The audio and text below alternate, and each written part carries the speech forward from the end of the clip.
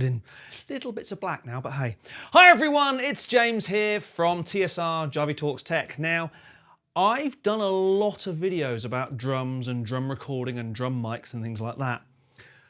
But I think, finally, at last, I think I've got my perfect drum mic setup. And I thought, why not make a video about it? So here we are. Some of this stuff I've covered before, some of it I haven't. We have mobile camera here, so I can kind of pull things about and show you exactly what's going on. But hopefully, you will find this interesting. And I have to thank the team at Andertons. Not because they're sponsoring this video, but purely because in one of their recent, I think it was probably a pre-Black Friday mail blast type thing, an email came around about a second-hand Earthworks DK7 drum pack. Now, if you don't know who Earthworks are, where have you been? And quite frankly, they make, arguably, some of the best drum mics in the world. And I now have the piece de resistance, if you will, of drum mics.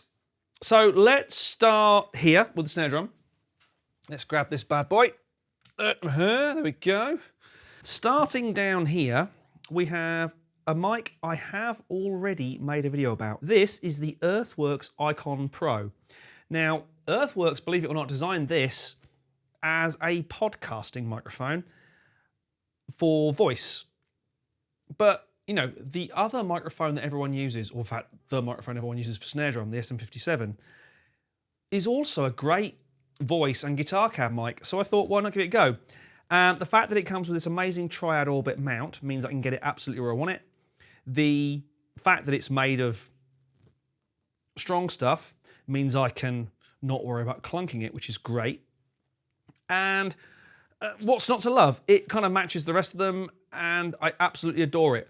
I suspect it probably has the same capsule, although I am purely guessing, as some of the new Earthworks drum mics. It has to be said that the DK7 that I've got is the Mark 1. There is now a Mark 2 with newer versions of these babies. We'll come on to those in a minute. But this thing on snare drum, again, it's pointing pretty much at the center of the drum, and it sounds absolutely fantastic. Just to point out, the track you heard at the beginning was completely unprocessed. I will play it at the end again with the processing. But thus far, you're hearing the drums absolutely as they came down the microphones into the desk into Pro Tools.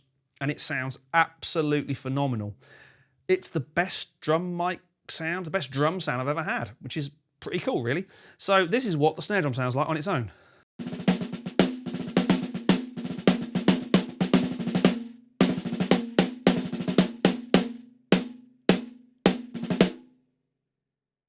Has to be said, this is a pretty special snare drum. Again, it's the one that I always go on about. This is my Ludwig WFL 1958 raw brass shell.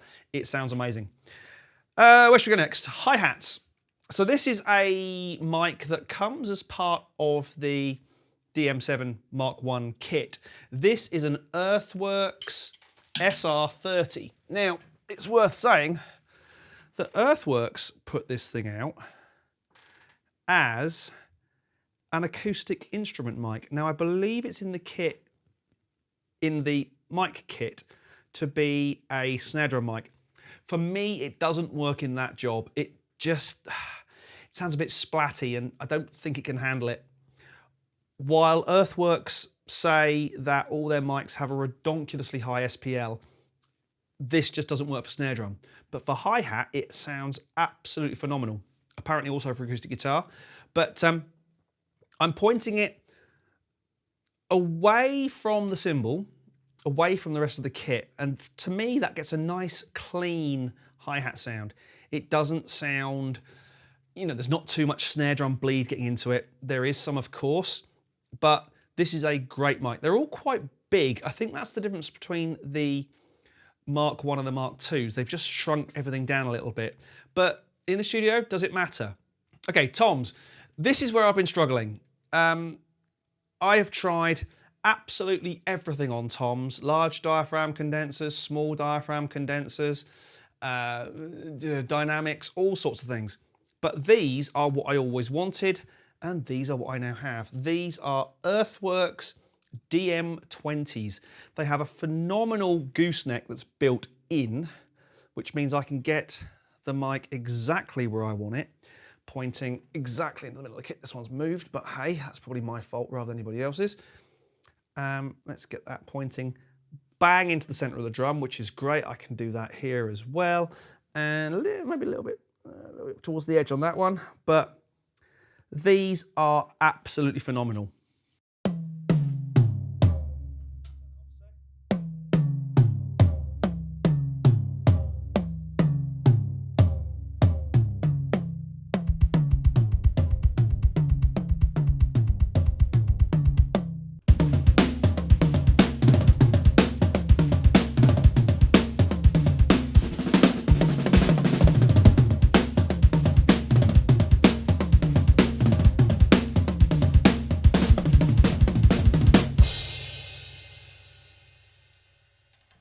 Okay, moving to the floor tom. This is where things get a bit different. This is a huge drum, so it's got a huge microphone. This is an EV RE320. Pretty much the same as a standard RE20, but this has got a little EQ notch in it, which makes, for me, and thanks to Greg Worth, for A, turning me onto this trick, and B, giving me this microphone. This thing just sounds... It's kick drum-like, or gong drum if you like. This thing is just awesome. Paired up with the rest of the toms,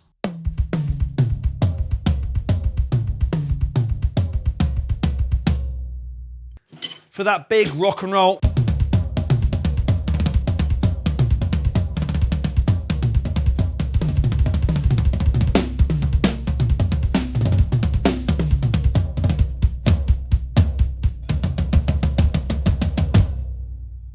That is just monstrous. Where to next? I'll do the kick drum last because it means having to move. These, I've been waxing lyrical about for about the last couple of years, but these, and I shall point up to them, are the rather stunning AIM Audio Inspire microphones. I have one this side and one this side. There it is. They are currently set to cardioid, and they are set to their electronically balanced output mode, meaning I should get a nice, clean, crisp, dynamic, and accurate overhead sound. These cymbals sound great. I'm not endorsed by any particular cymbal brand, but so I've got a Dream, I think that's an 18, Sabian, Pasty, Sabian, Meinl, Sabian, okay, mainly Sabians. But these things do a phenomenal job for overheads. They are equidistant from the snare drum as best I can. The 10 dB pad is on, and they are set to cardioid. I have tried these mics in hypercardioid, a bit more focused, just recording the overheads, but in this room where they're a bit too close to the ceiling for that little reverse notch, they just sound great. They sound absolutely phenomenal as drum overheads, and this is what they sound like on their own.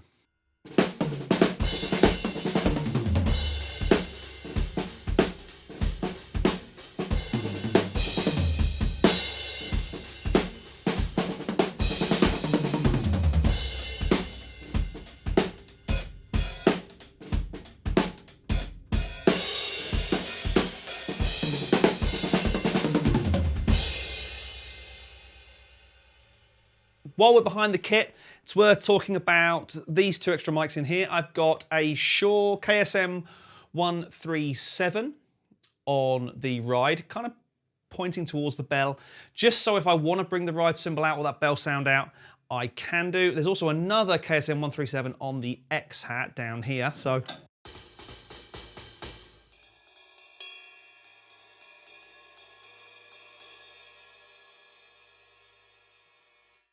never my first choice for actual overheads, but they sound really good in this kind of auxiliary kind of support role. Really, really nice mics, and they sound just perfect for this job. Always interesting doing your camera work and talking at the same time. But hey, There are 4 more mics in the rig, believe it or not.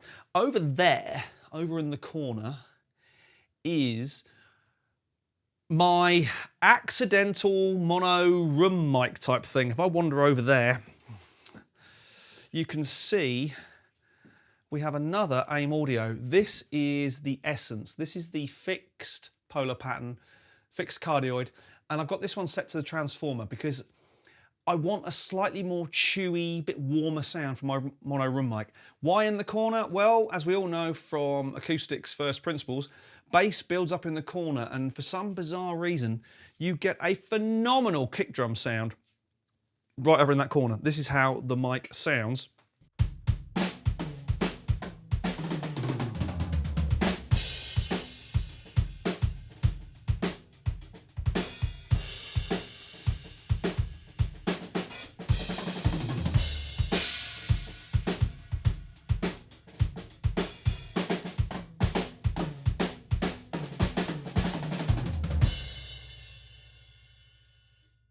This thing is utterly awesome.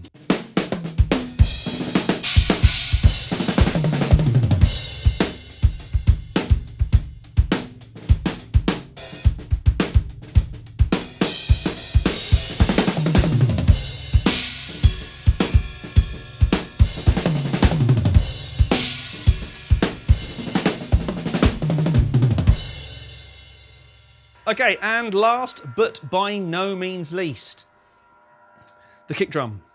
Let's wander around here. 3 mics on the kick drum. The usual suspects which you've seen before are that bad boy in there. That is a Shure Beta 98A. Most of the kick drum sound comes from there. We then have the Solomon Low Freak, which is our sub. And this is the new baby. This is, again, part of the Earthworks kit. This is an SR20 LS. Now, I'm still figuring out where this one wants to go. Normally, I would put the kind of front kick drum mic somewhere down near the hole down here. This does not like that at all. It could be that it's so sensitive to the wind or the air that I might need to put the little foam kind of wind cowl thing on it. But up here, it's getting quite a nice kind of amount of head tone, if you like, from my rather beautiful and yet a little bit dusty Sonor SQ2. Yeah, I think that's pretty much where it is. Let's hear the kick drum. I'll play the kick drum on its own and you can hear how the individual mics sound, because they sound epic. I mean, truly epic.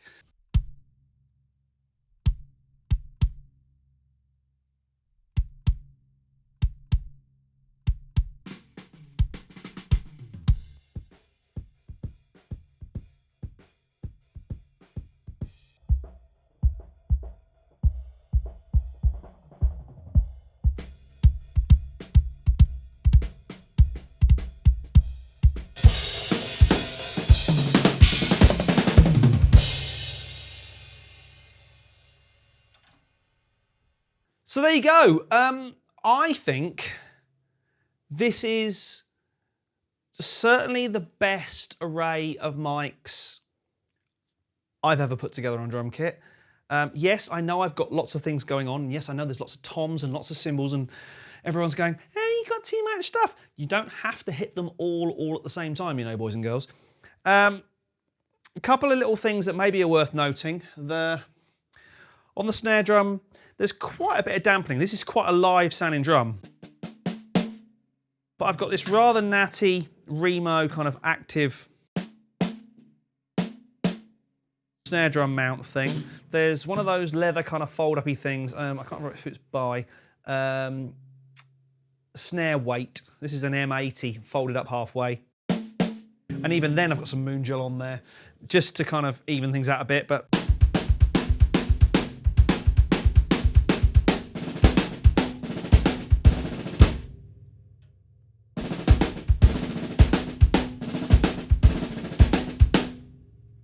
I've been using this Remo plunger thing. I think it was designed by Dave Weckl back in the day. I've been using this for years and it's brilliant. Again, depending on the drum, depends how much muting you want. There's a little bit of moon gel on the toms. The O-rings are in on the floor toms. I think this is the best sounding drum kit I've ever played. I've been saying that for a while, and now I've got the best set of tom mics that I've ever been able to put together. Yeah, please do let me know if you've got anything else that you've had a great deal of success with, either as a drummer or as a recording engineer. I'm very aware that what drummers like, engineers sometimes don't, and vice versa. But I think, genuinely, I think this is the best set of drum mics I've ever put on this kit, and I've probably ever put together as a complete package. I like lots of close mics. I'm not someone who builds their drum kit sound just from the overheads and some kick drum. I like the control that having close mics gives me. That's just a me thing. So I'll end this video with the processed version of the track. This is actually the track we're going to go to Marshall to record at their studio, but I wanted to kind of get my head around what I'm actually going to play before I get there, which is always a good idea. And I thought, hey, I'll let you see some of the new toys. So yeah, if you've enjoyed this video, please do like, subscribe, hit the bell. All the normal stuff. It makes such a difference. The channel's really starting to pick up some speed now, which is great. Please do comment as well if there's anything you've liked. This is not an endorsed video by anybody. I've just done it because I like drums and how they sound. So really hope you've enjoyed that. If you did, again, like, subscribe, all that sort of stuff, and I'll see you again very soon.